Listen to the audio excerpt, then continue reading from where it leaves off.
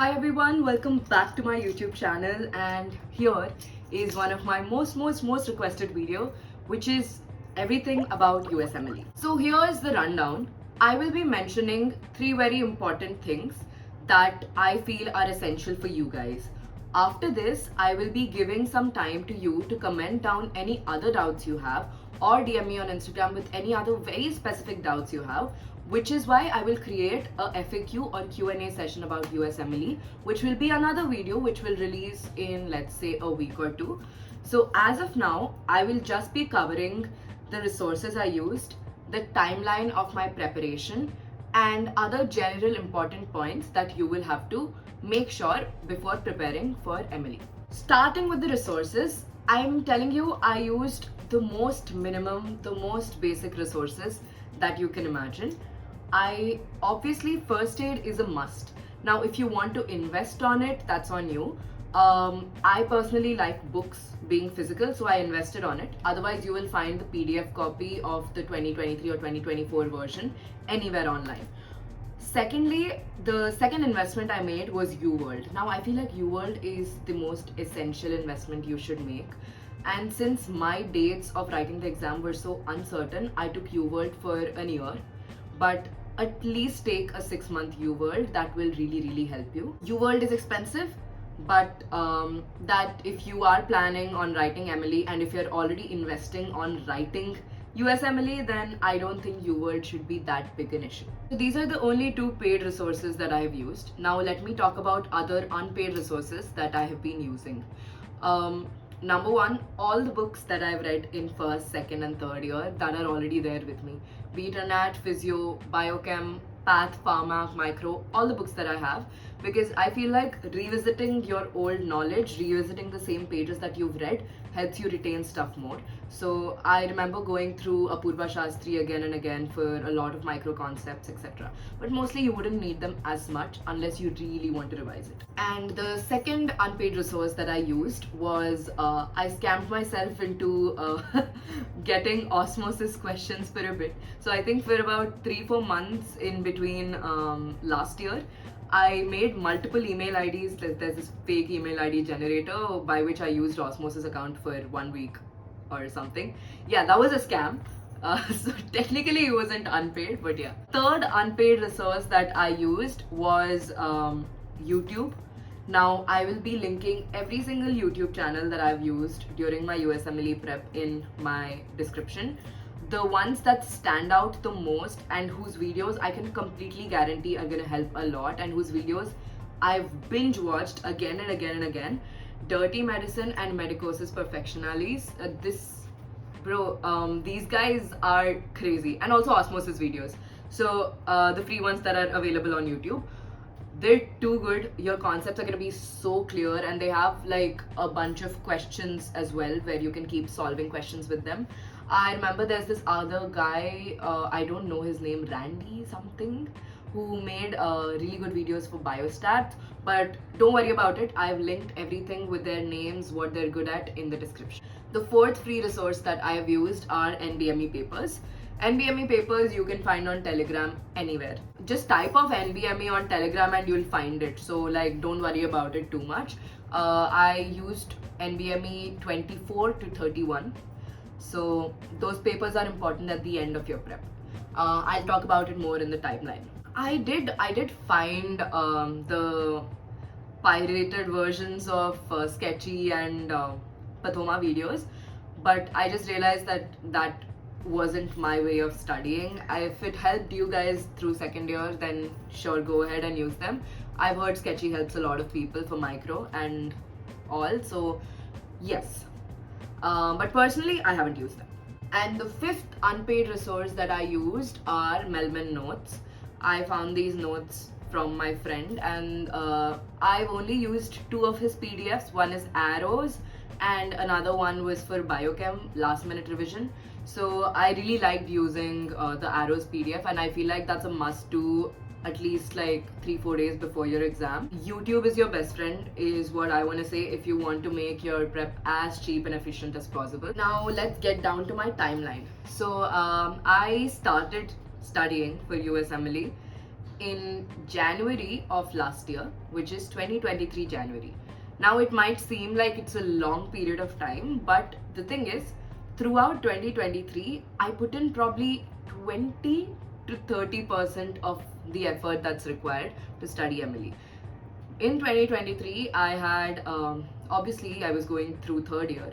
I also had to organize an important college fest as the organizing chairperson, which is why I knew that I wasn't going to be giving my MLE that year because the fest was around August. And beyond August, I knew that I had to start studying for third year final exams. So I knew for a fact that I was going to be giving my MLE in fourth year itself. So in third year, the basic thing that I've done throughout that 1 year is utilize that entire 1 year to read systemic first aid once. So all the systems, neuro, CVS, GIT, respiratory, reproductive, psychiatry, everything. I did not do general sciences, which is biochem, micro, path, and everything. I only did the systems, and I only read them once from first aid. Now, the way I read it was I would read a bit from first aid. If I want to refer to one of my old books, I would refer those. If I want to refer to a YouTube videos, I'd refer those. And then I'll make extra notes for concepts and stuff that might help me in the actual exam. So that's it. So I annotated my first aid like anything. You open it, you won't see text. But the thing is, I did not annotate it thinking that I was going to come back to this and read this again. I only did it because at that moment, writing and remembering was easier for me.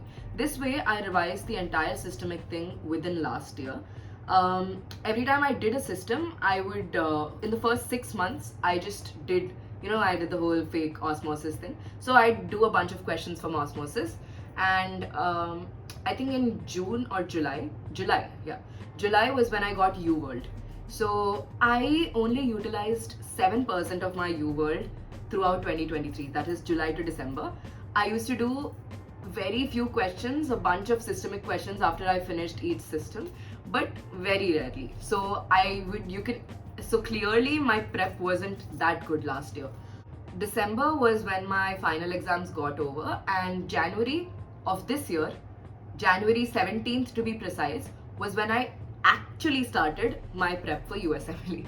Up until then, the reason I feel that my exam did go well despite having probably 1 or 2 months of proper actual prep is because you need to know that USMLE is highly concept based. So if you've built your concepts in first and second year, it's going to be very easy for you to go through first aid quickly, to answer and understand the questions that are being given in UWorld.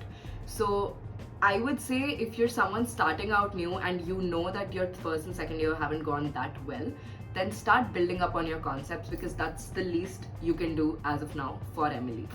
Now, since my concepts were clear, I was able to finish systemic last year, as I said. And once I came to college this year, this is Jan 17th, I restarted college. I started properly doing UWorld. So I have finished before my exam, I had finished 46% of my UWorld, which is very less as compared to a lot of people. Some people do double revision of UWorld, but I did not have the time to do that because I had to start studying for fourth year as well, which is why I was in a hurry to give my MLE as soon as possible. So my MLE was on 27th of March, and I got my result on 10th of April. I passed. Yeah. That's why I'm making this video. But yes, from Jan 17th to March 27th, this is how my average prep looked like. Every day I try to finish one block of UWorld, which is 40 questions. Now it was more important to me to review those questions rather than doing the blocks. So I used to spend about 45 minutes to 50 minutes to do the block, and then spend little time in the rest of the day. For example, I'm waiting for the teacher to show up in class. I'd use that time to review my questions. So UWorld has been very beneficial that way. So in a day, my main target used to be finish one block and read at least 4 or 5 pages of first aid. So I started with general first aid, which is biochem, microbio and all of that. And since it had been a while since I did those subjects, I wasn't very clear with the memorizing part of it. I binge watched so many dirty medicine videos for biochem that within a week I was done with biochem. So like this, I kept small goals for myself each day, that aisa chota topic I need to finish on that particular day, along with finishing review and doing one UWorld block. So that was my schedule for the 2 months that were supposed to come. Obviously, I didn't completely stick to the schedule, which is why my UWorld is only 46% finished. But yeah, eventually I made little progress every day. Initially, my scores in UWorld, they started off with like 40%, and I think my highest score was 82 or 84 if I'm not wrong.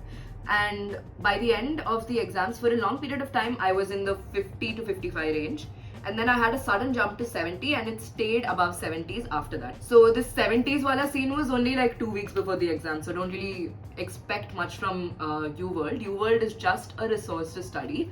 Do not take the score you get in UWorld to face value. Now what's actually important is NBME. Now NBMEs, I found them on Telegram. I started doing one NBME per weekend. So I did 24, 25, 26, 27, 28, 29, 30, 31. So that is 7 NBMEs, 7 weekends, 2 months. So you get how it worked. Each weekend, that is on Saturday or Sunday. Saturday if there was a third Saturday. On Sunday, I would sit down in the morning and do one NBME till the evening or afternoon. I used to time myself, give myself enough breaks and do it. And over the next week, along with my initial schedule of 1 block per day and 2 pages or 5 pages per day, I would add correcting one block of NBME to it. So over 1 week, let's suppose I've given my NBME on Sunday, Monday, Tuesday, Wednesday, Thursday, I would correct the 4 blocks of the NBME that I've written, and I would review them. Then I would take a break from NBME on Friday, Saturday, and give another NBME on Sunday. It got hectic, especially with college. But I think in the last 2 weeks, in the last 2 months of your USMLE prep, you're supposed to study like anything. And I don't know if I've done it enough, but I do remember studying a lot. Other than NBME, I also gave a UWSA, which is a free exam sort of thing that UWorld itself provides. And I also gave a free 120, which is available online anywhere. My free 120 score was 74%, which was most predictive of what my score in the actual exam would be. And my NBME scores were consistently above 70. I started off with a score of 68, but then eventually my NBMEs was 70, 70, 70, and at one point I think I got an 88.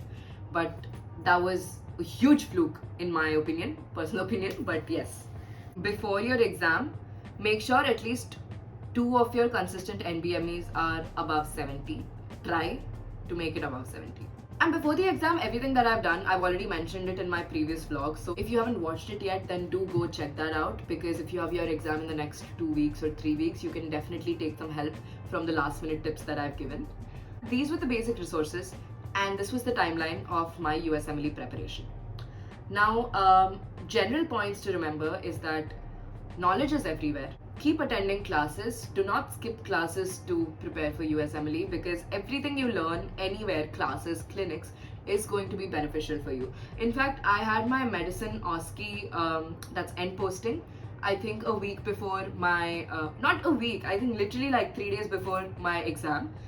I went unprepared and I got everything right, just using my UWorld and MLE knowledge, which is why everything that you learn in college, everything you learn everywhere is very important. Do not skip classes at all. Knowledge is everywhere. You do not have to invest in expensive resources, expensive courses and different platforms for you to learn properly. But if it gives you a sort of systematic order for your studies and thought process, then definitely go ahead with it.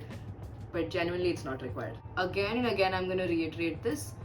There are 2 things that are going to help you really pass USMLE. Number 1, your conceptual clarity, because they ask you from deep down in the pathophysiology of the molecules, because that's how UWorld questions are phrased. Second thing, there are these random facts, random mnemonics and random knowledges and association that are very specific to USMLE that you will learn as you do more papers, as you do NBMEs and UWorld questions. Make your own mnemonics and keep revising those mnemonics. Make your own flashcards on UWorld. Flashcards were a lifesaver. I think the last 1 week I used to just walk around the campus doing flashcards, listening to songs. So The prep can be fun if you want it to be fun. I did not use Anki because I did not know how to set it up, and I was too, I don't know, I didn't have the opika to ask. Opika means willpower in Telugu.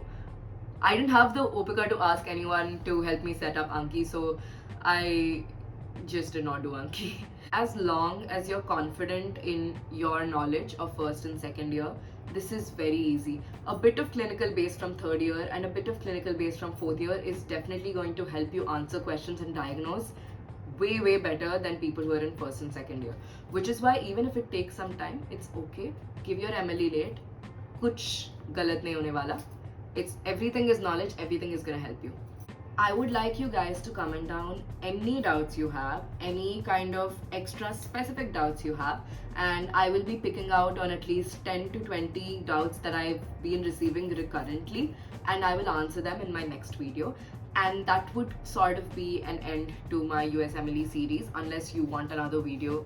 So you kind of have to tell me what you want the video about, but yeah, that's about it. Thank you so much for watching, and hope you have fun. I'm gonna head to class right now.